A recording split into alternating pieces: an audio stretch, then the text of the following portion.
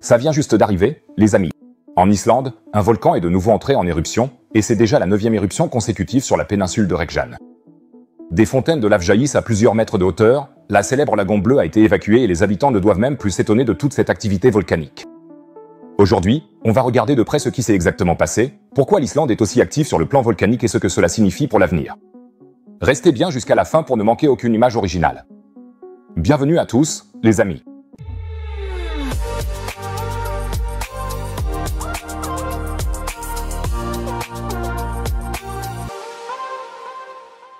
En fait, je n'avais pas du tout prévu de faire une vidéo aujourd'hui, mais quand j'ai vu qu'il y avait une éruption volcanique en Islande, je me suis tout de suite traîné ici au studio et j'ai tourné cette vidéo pour vous. Si vous voulez me soutenir, n'hésitez pas à vous abonner à la chaîne. S'abonner ne coûte absolument rien.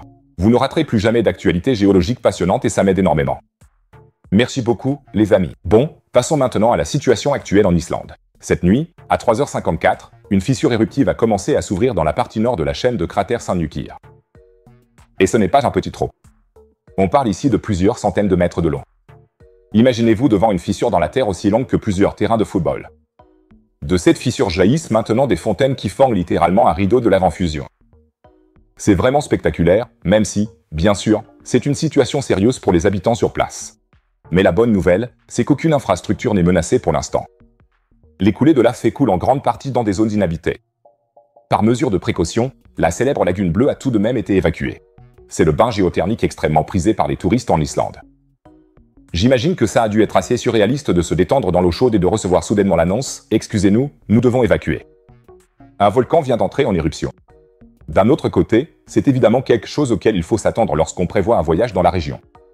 Ce qui est particulièrement intéressant, non seulement les touristes dans le bain sauna, mais aussi les experts ont été pris de court cette fois-ci. Les volcanologues du service météorologique islandais avaient écrit seulement hier que seulement 2/3 du magma s'était à nouveau accumulé, celui-là même qui s'était échappé lors de la dernière éruption en avril de l'année dernière. Cela montre à quel point ces systèmes volcaniques peuvent être imprévisibles, même pour les professionnels. L'éruption se situe au nord-est de la formation volcanique Stóra-Skógfell et se trouve dans la même région où une éruption avait déjà eu lieu l'an dernier. Mais cette fois, elle est nettement plus au nord que la plupart des autres fissures précédentes. C'est géologiquement assez intéressant, car cela montre que le magma cherche de nouveaux chemins. Et à propos du magma, les séismes persistants montrent qu'il s'est probablement formé à nouveau ce qu'on appelle un dike magmatique. Et c'est en principe comme un tunnel souterrain à travers lequel la roche en fusion s'écoule. Et ce dike s'étend sur toute la longueur de la chaîne de cratères Saint-Nukir. Cela fait plusieurs kilomètres. Les séismes ont commencé à la périphérie nord de Grindavik et s'étendent presque jusqu'à la route entre Keflavik et Reykjavik. Vous vous demandez peut-être maintenant, pourquoi l'Islande est-elle en fait aussi active sur le plan volcanique? Cela tient à la situation géographique particulière de l'île. En effet, l'Islande se trouve exactement sur la dorsale médio-atlantique, c'est-à-dire la frontière entre la plaque nord-américaine et la plaque eurasienne. Imaginez que vous avez un pied en Amérique du Nord et l'autre en Europe. Du moins, d'un point de vue tectonique, c'est possible en Islande. Ces plaques s'écartent l'une de l'autre, ce qui fait que du nouveau magma remonte constamment des profondeurs de la Terre. Avec plus de 30 systèmes volcaniques actifs, l'Islande est la plus grande et la plus active région volcanique d'Europe. La plus récente éruption est déjà la 12e en un peu plus de 4 ans en Islande, et la 9e depuis la fin 2023. C'est quand même impressionnant, ou devrait-on plutôt dire explosif. Ce qui est particulièrement intéressant, c'est que les experts ne s'attendaient à la prochaine éruption qu'à l'automne. Comme l'a exprimé un expert, pour les volcanologues de l'IMO, l'éruption est apparemment arrivée par surprise. Cela montre une fois de plus que la nature a ses propres règles et ne se conforme pas à nos prévisions. Et ce qui me fascine particulièrement, c'est la technologie qui nous permet de surveiller ces phénomènes. Les chercheurs en Islande ont utilisé ce qu'on appelle des données de mesure GNSS. Il s'agit de mesures GPS extrêmement précises, capables de détecter de minuscules changements à la surface de la Terre. Ces données ont révélé un soulèvement du sol qui stagnait. Le graphique est resté stable pendant quelques jours. Cela signifie que le magma avait déjà circulé sous terre d'un réservoir à un autre avant de finalement percer à la surface. D'ailleurs, les répercussions sur le trafic aérien sont minimes. Contrairement à la fameuse éruption de l'Eyjafjallajökull. Je crois que c'est comme ça qu'on le prononce, non? Sinon, n'hésitez pas à me corriger dans les commentaires. Mon islandais laisse probablement à désirer. Celui-ci a éclaté en 2010 et a eu des répercussions sur le trafic aérien européen pendant des semaines. Cette fois, aucune conséquence n'est attendue sur le trafic aérien international depuis l'aéroport tout proche de Keflavik. La lave elle-même, d'ailleurs, est à environ 1200 degrés et s'écoule à une vitesse de plusieurs mètres par heure.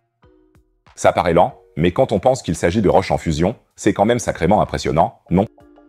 Pour les habitants de Grindavik, La situation est évidemment tout sauf détendue. La ville, qui comptait autrefois près de 4000 habitants, a déjà été largement évacuée l'an dernier et reste en grande partie vide. C'est vraiment tragique. Les gens ont dû quitter leur foyer parce que l'activité volcanique a tellement augmenté qu'une vie normale et sans danger est devenue impossible. Le nuage de gaz nocif pour la santé, qui se forme lors de l'éruption, se dirige actuellement vers le nord. Il s'agit principalement de dioxyde de soufre et d'autres gaz volcaniques qui peuvent irriter les voies respiratoires. C'est pourquoi il était si important que les autorités réagissent aussi rapidement. Ce que je trouve particulièrement remarquable, l'Islande nous montre à quel point notre planète est vraiment vivante. Alors qu'ici en Allemagne, nous nous étonnons de petits mini-séismes, les Islandais vivent pratiquement sur une poudrière qui ne dort jamais, et pourtant ils ont développé l'une des sociétés les plus stables et prospères du monde. L'éruption va probablement durer encore un certain temps, tout comme les précédentes éruptions dans la région. Certaines n'ont duré que quelques jours, d'autres plusieurs semaines. Les volcanologues vont continuer à surveiller la situation de près. Grâce aux technologies modernes, ils peuvent faire des prévisions très précises, même s'ils sont parfois surpris. Mais pour le dire très clairement une bonne fois pour toutes, ce type d'éruption volcanique est limité localement et n'aura pas de conséquences majeures sur le reste du continent ou quoi que ce soit du genre. C'est un spectacle naturel fascinant qui nous montre à quel point notre planète est à la fois puissante et fragile, mais la situation n'est pas encore particulièrement menaçante pour les personnes, la vie ou les infrastructures. Je vous tiendrai informé de toutes les évolutions sur place. Alors abonnez-vous à la chaîne maintenant et n'hésitez pas à laisser un pouce bleu. Peut-être qu'on atteindra 5000 likes, car alors YouTube montrera cette vidéo à encore plus de gens, qui pourront aussi apprendre quelque chose. Et maintenant, partons d'Islande pour la Suisse. Là-bas aussi, une catastrophe géologique menace, cette fois dans le canton des Grisons.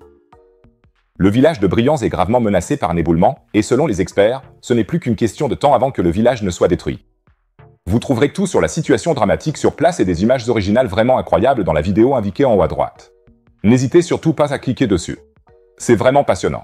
Sinon, je dirais qu'on se retrouve dans la prochaine vidéo. Prenez soin de vous, les amis.